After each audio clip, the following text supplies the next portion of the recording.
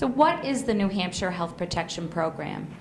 It's a federally funded, locally managed health insurance program specifically for low-income adults.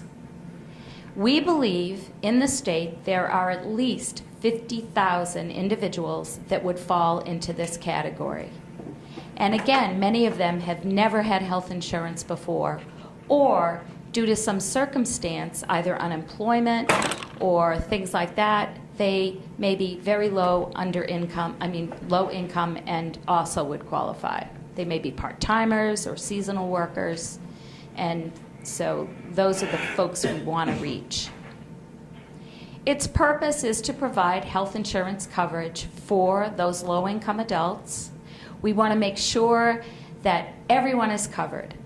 Under the Affordable Care Act, we designed health insurance programs. Those include the ones that are on the federally facilitated marketplace, or most people know the exchange, that the idea is to cover people in the United States. And so this program is one that will help do that. We want to know about providing health insurance to you even if you have employer-based insurance. We want you to know that prevention and population health is really important. I was a nurse. I am a nurse. I shouldn't say I was a nurse, but I am a nurse, and I practice nursing in critical care and also in school health. And learning about folks that did not have health insurance. They were the kind of people that had chronic conditions. They did not access prevention, care, immunizations, things like that. And so the only health care they knew about was that they would get either in the emergency room or because they fell down or had an illness and they went to urgent care. So this health insurance program affords those folks to get more out of health care. Rather than just urgent care, they get preventative care. Who is eligible? Adults ages 19 to 65, and those that meet an eligibility category, and I'll talk about that in a second. But if folks are pregnant coming into the program, they can receive, most likely due to a low income, another form of Medicaid benefit. Also, if you have Medicare in any way, then you do not qualify for this program. However, if you are low income, and then I would advise people to look into potentially supplementing Medicare with Medicaid. And otherwise uneligible, those that are not eligible, are those that are currently being served in one of our other eligibility categories, such as developmental disabilities, long-term care services and supports, if somebody is receiving home and community-based care now, or nursing care through a nursing home or an assisted living. And one really important feature of this is resources are excluded from determining eligibility. So what do we use? We use these income limits as a guide for eligibility. So for instance, if you are a household of one, meaning you're one person, you live, you're single, you may even have a roommate, but you're not considered a couple or under the same household from a tax category, then $1,342 is the top amount that one person can make in a month. Seasonal employees, we generally look at the entire year of their annualized income, and those that are part-time, if they might have an income that's high one month, low another, we also do an averaging out of about 6 months for those two. One of the things that I mentioned before about the resource calculation. So in times past, for other categories such as those developmentally disabled or age the permanently and totally disabled that have applied through the department, Most often it's based on a medical determination that someone would be disabled for a period of time. In those categories, we have counted resources.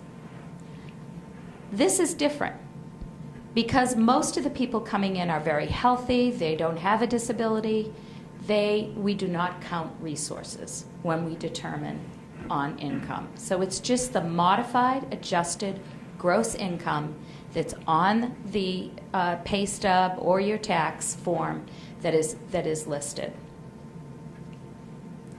There are really two major features of the New Hampshire Health Protection Program, and they are, number one, the health insurance premium payment program, where if someone has access to or it's available to them, either from themselves or from a family member, then employer-based insurance can be paid for by this program on behalf of the beneficiary, enrolled in your own work site's employer-based insurance.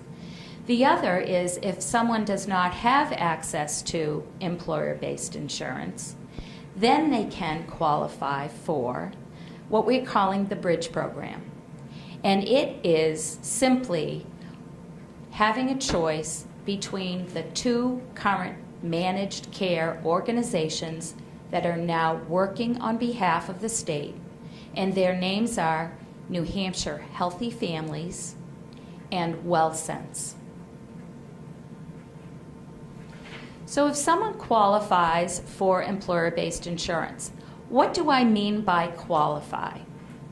When someone comes in there and they note, on the application they say, I have employer-based insurance or I'm working full-time, then most often if someone has the access to that insurance, they will be determined eligible for that program under a calculation called cost effectiveness. So someone will apply to the program and then we determine if it's cost effective. This is a very busy slide. I would say pay attention to us for this period. Cost effectiveness is really about, and I'll summarize it for you, if it costs the state more for us to pay the premium, the co-pays, and the deductibles on behalf of the employee, then if it costs us more, then that is considered ineligible for the insurers, the employee-based insurance. That does not mean that someone is not eligible for the health protection program. In fact, because they qualified first for the health protection program by that income I showed you, then they would get now the option to be on the Bridge program. So it is one or the other. And generally speaking, people want to keep their employer-based insurance, but now have the affordability added to it by having the state pay the premium and the co-pays and deductibles. So how does this happen? You fill out an application, you're determined eligible, and then we send the employee or the client, you, a note that says, we need to figure out if your plan is cost effective. And if it is, then you work directly with the department through your employer for such things as the co-pays and deductibles. If someone's premium is deducted out of their paycheck on a weekly or a monthly basis, then we reimburse the employee for the cost that was taken out. We also will reimburse employees for any payment they have to make at a provider's visit. Most times they will not have to pay in advance, even if they have co-pays and deductibles. We will work directly with the provider. But there might be some circumstances where a provider might not be a Medicaid provider, an enrolled Medicaid provider, which means they have signed up to do business with the state, And if that's the situation, then we work directly with employees to reimburse them for their cost. So what's the bridge program? If someone doesn't have employer-based insurance, then they're on the bridge program. And that is the choice of those two health plans that I mentioned before, New Hampshire Healthy Families and WellSense. You have a choice of those programs, and the benefit package is right here. So what you see are all of the services that are covered under the benefit package under the managed care organizations, including non-emergency transportation, and for those kids that are still 19 to 20, there's a certain category called early periodic screening, detection, and treatment.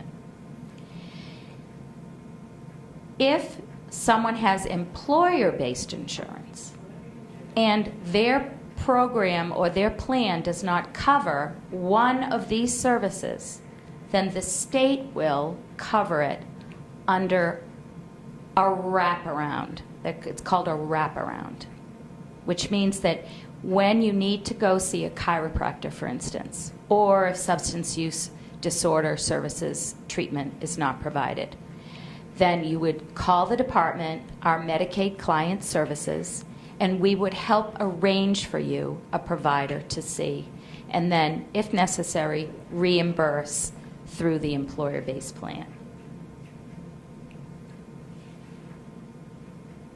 So under the bridge program, just like it is today for all other Medicaid clients, someone has 60 days from the time that they're determined eligible to choose one of those two plans.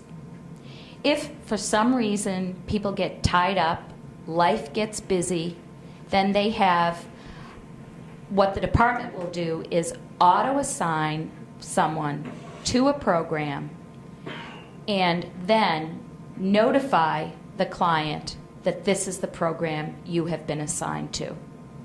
Most people like that program because really the benefits are exactly the same. There might be some subtle differences like bike helmets or car seats or reimbursement for fitness that might be a little bit different between the health plans. But basically, if you don't like the plan you're in that was assigned to you, then you have 90 days to make a choice, another choice. So it's really a 50-50 thing. So moving on. Now here's where it gets just slightly complicated, and I'm going to try to make it as simple as possible. During the application process, people will have to answer a question on that application that says, do you believe you are medically frail? If someone checks the box, then folks have a choice between two plans. One is that alternative benefit plan where you saw all that list of services, including substance use treatment and chiropractic services. The other is a plan called the standard plan. And that's specifically for people that answer the question like, I have a need for help with activities of daily living. I have trouble dressing myself, making my meals, feeding myself, getting around. So it's really a serious, more of a serious health issue. In which case, we advise people to actually choose the standard plan.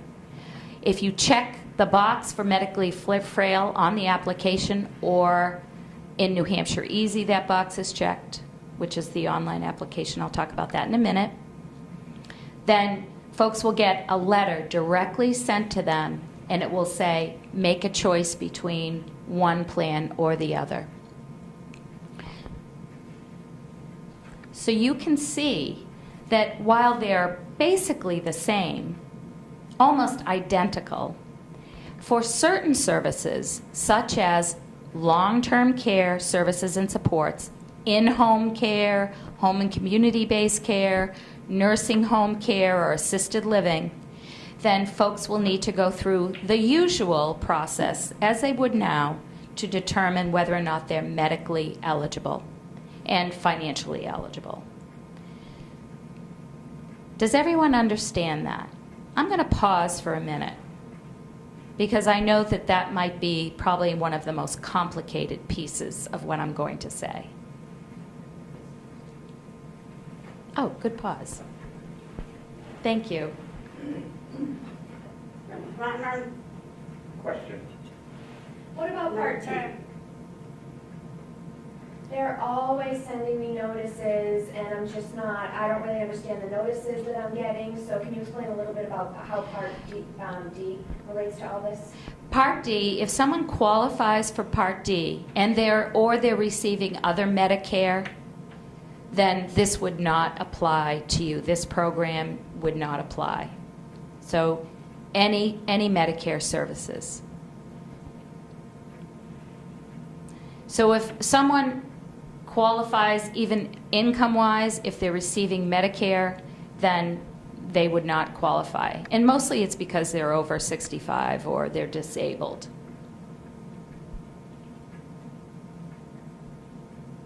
Okay, I see. Thank you. You're welcome. You're welcome. Is this your welcome? Okay. Do you have a question at this point? No. Okay. All right. So now it gets really easy. When is this starting? Next Tuesday, July 1st, we'll be able to start accepting applications from anyone that wishes to apply. On August 15th, however, is when the coverage begins. So there is a period of time, approximately 6 weeks, where folks may have applied, but they will not be able to receive coverage until August 15th. So even though you might get a letter that says you are eligible for this program, if it's before August 15th, we're saying that any doctor's visits would not be covered. But after August 15th, let's just say someone applies on August 15th, and they get their notice of determination in 2 days, which is really fast and probably won't happen. But to point out that any visit that happened in between that time, that would be covered.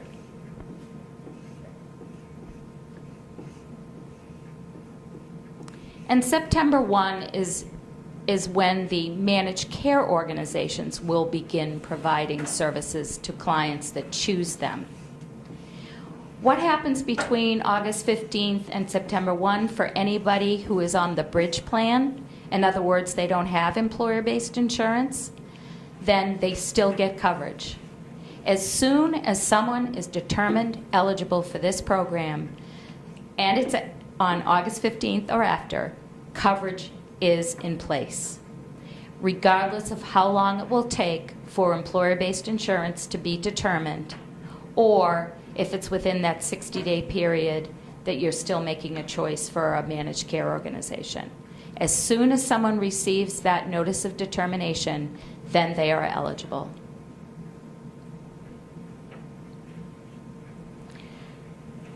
Online, by phone, paper application, and then healthcare.gov.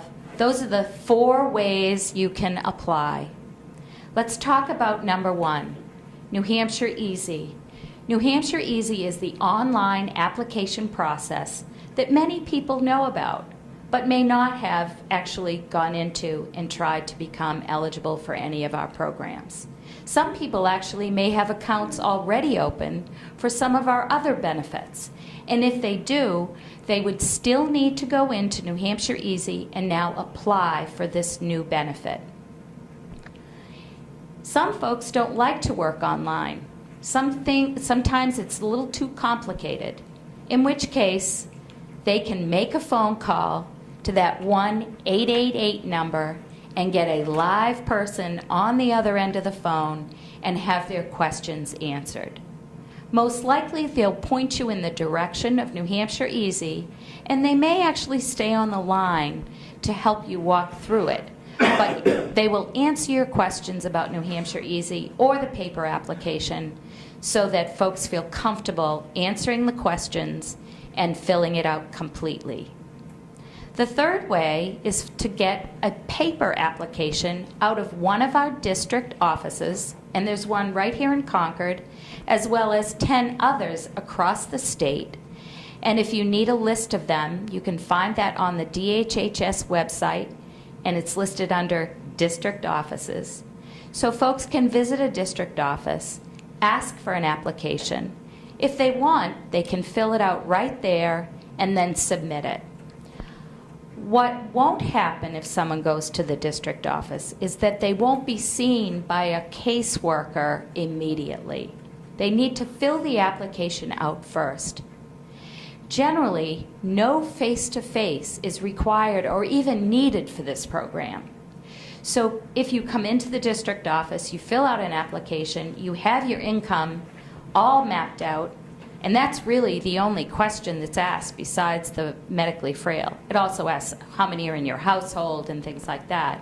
But you don't need to bring in other documents, you don't need to bring in your resources, you don't need to prove that you have bank accounts or anything like that. It's much simpler for this application. And then fourth is under the Affordable Care Act, or ACA, marketplace. And I think we've all heard about that. That's the healthcare.gov website, where anyone can go to see if they qualify for any level of health insurance if they are currently without health insurance. So even though we have a process under New Hampshire Easy, if someone goes to the healthcare.gov, their questions will be answered, or they can fill out an application right there, and then that application is sent directly to the department for determining eligibility in New Hampshire. Here is a sign up for those that want to stay connected. And while this will probably not pertain to this particular group or any time after July 1, because not much is going to change between today and July 1. So after July 1, while you might want to sign up for some information, you can get all the information that we would send you on the web itself, which is dhhs.nh.gov.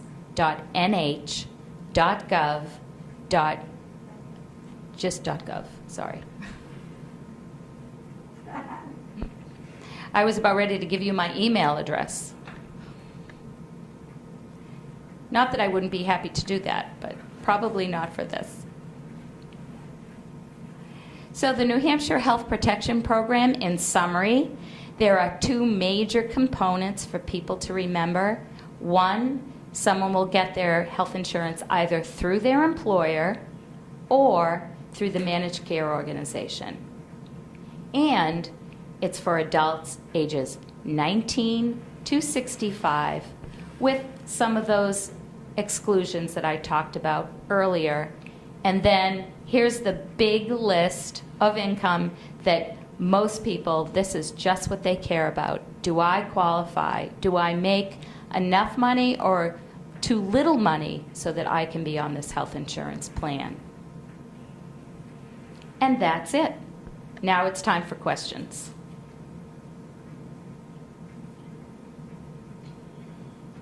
What if you're over age 65? What are the options? So over age 65 is a Medicare situation. Now, if it's low income, if someone is also low income, you can apply, particularly if you need services, and receive some supplemental Medicaid.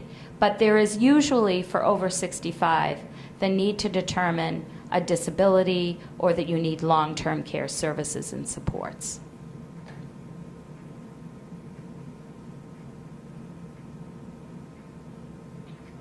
But I'm 68, so. Well, all your grandchildren, if you have them, friends and family, they would qualify if they're up to 65. You know, this program is especially good for those folks, particularly young adults, that think they're, as someone would say, the invincibles. They think nothing can happen to them. So this is perfect for those folks.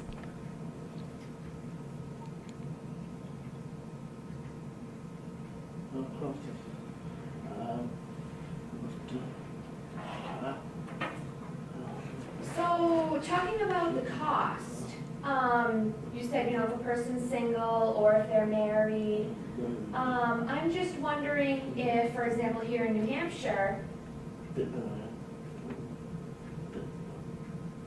is it similar to the state of Massachusetts, what they offer, or is the cost of the program significantly different? Well, for this particular program, there is no cost to the client because they qualify by virtue of their low income that they can't afford the cost of health insurance.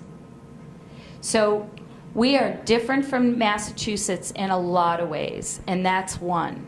Massachusetts also has a program similar to this where someone would not have to pay, but it would not apply specifically to New Hampshire. This is our... Oh, okay. Thank you. That answers my question. Great. And for example, for me,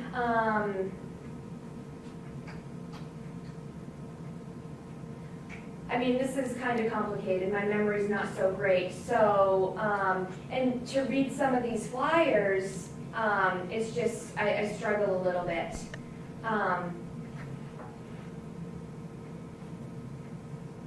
So I just can't retain information for long periods of time. I can definitely relate to that. But what we do have is that 188 number. If people call that, in particular for those that might have access issues, they need to have interpretation or any other kind of assistance, language access in particular, then that 188 number will provide that. Or they'll, at the time that they call, or schedule an appointment in the district office for someone. What we want to make sure is that if anyone does not understand all the details, and it is a lot of information to absorb for the first time, that you feel free to call that 188 number. And if there are complicated questions, then they will transfer the call to someone at the Medicaid program, and they'll answer questions.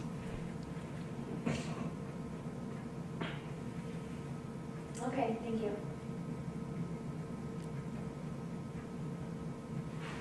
For people who work part-time and are not eligible for their employer's health insurance program, can they still get insurance through this program?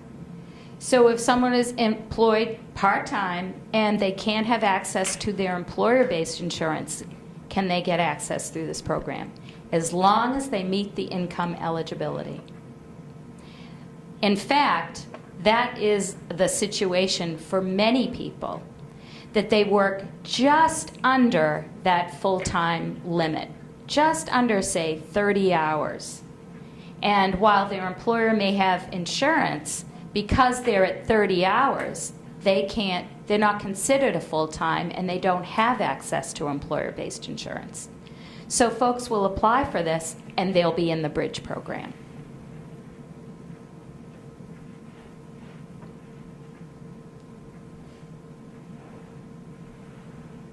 Are people going to get cards? Will people get cards? Yes, they will get cards. In fact, if you have employer-based insurance or the Bridge program, you'll get a card from either your employer-based insurance coverage and the MCO, plus you'll be receiving a Medicaid card. So at the point of service, we suggest that people bring both those cards. They bring their Medicaid card that they will receive. It'll say New Hampshire Health Protection Program on it. And they also bring their insurance card. And I think that some people might have a history or know about that. But it's important to remember that bringing the cards is good, is a good idea.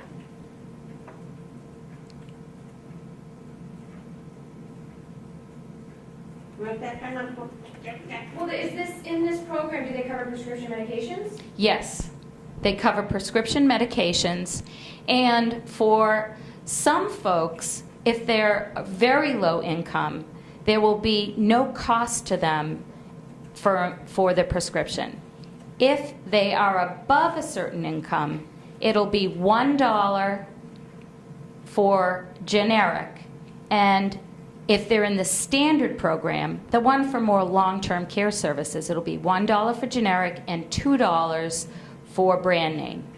If it's a general healthy adult, we're calling it the essential health benefit or the alternative benefit package, then it's $1 and $4. One for generic, $4 for the brand name drugs. In the very beginning of this program, however, people might not need to pay that copay until we're able to support that. It takes a bit of an information technology system to support that. So right in the very beginning, people may not have to pay that copay. However, at one point in time, people will receive a notice that says that they need to pay the copay.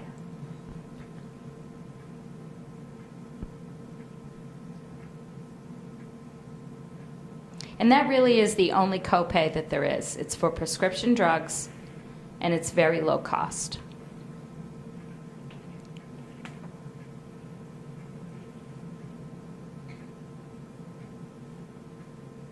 I have COPD, so I really pay nothing now.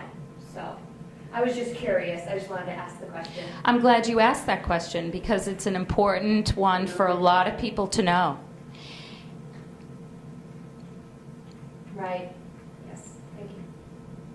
And if people are on many, many prescription drugs, they may reach a certain income cap, and then they won't have to pay for any more.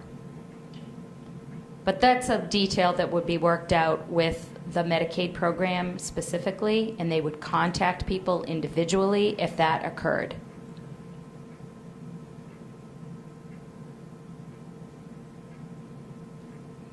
Any other questions? I'd like to offer that if anyone has any other questions that weren't covered today, in particular those that might be looking at the videotape, we have a frequently asked question on the site. So we've got right now at least 75 to 80 questions with answers to them. And these are the most commonly asked questions that we're receiving from the public who have been attending these forums and submitting them via email. This presentation is also available on the web.